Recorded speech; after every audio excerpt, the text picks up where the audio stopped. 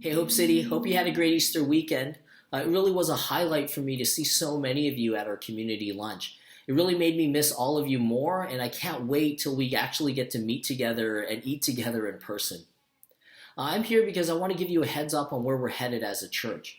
You see, when COVID-19 started, we morphed into microchurches in order to brace ourselves for the very worst. We wanted to make sure that we could do church in such a way that emphasized connection and care for a church family in the event that many of us would get sick with COVID-19. So we went with a simple liturgy and we entrusted the leading of the microchurches to all of you. We really thought that during crisis, we wanted to cultivate participation and leadership, an all hands on deck type of situation. You see, you guys are doing amazing, you guys are doing awesome, and I think we've built an amazing foundation for how we can respond to this crisis now. We're 5 weeks into MicroChurch. It really looks like as a city, as a province, we've been able to flatten the curve. We've been able to avoid that worst case scenario.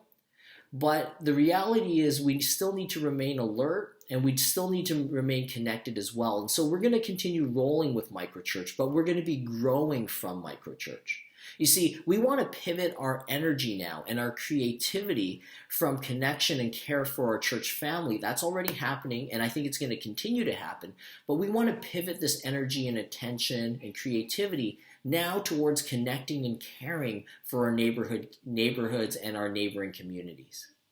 You see, our need for care ministry within our church really hasn't spiked as a result of COVID-19. But there are needs in our city, and as followers of Jesus, we have this opportunity now to be his hands and his feet. So this week, I really want to invite you in joining me in a couple of initiatives that bless our city during this crisis.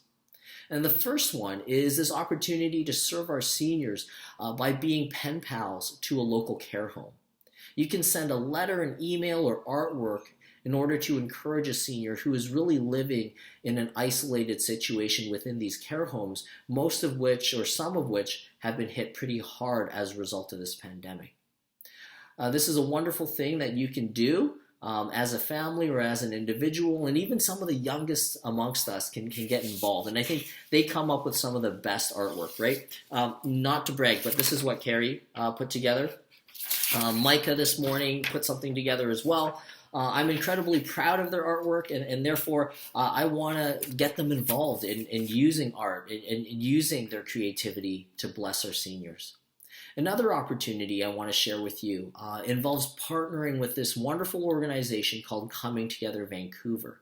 And they're all about connecting neighbors who are looking for help with those who are able to provide help during COVID-19.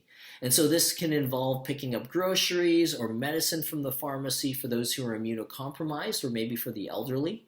It can also mean providing groceries for those who have been laid off. You see, they just post their needs, and those of us who are able to meet their needs, we contact them and we make a connection and we make things happen. And so this is a really wonderful grassroots way of having an impact during this crisis.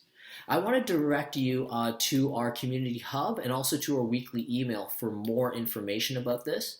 And so head there, and I hope that in the next week or so, we can do something about what's happening in our city, what's happening to our seniors, and what's happening in our local communities.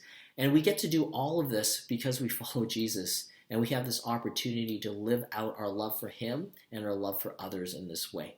And so that's it for me. I hope you guys have a wonderful MicroChurch this weekend. Thanks.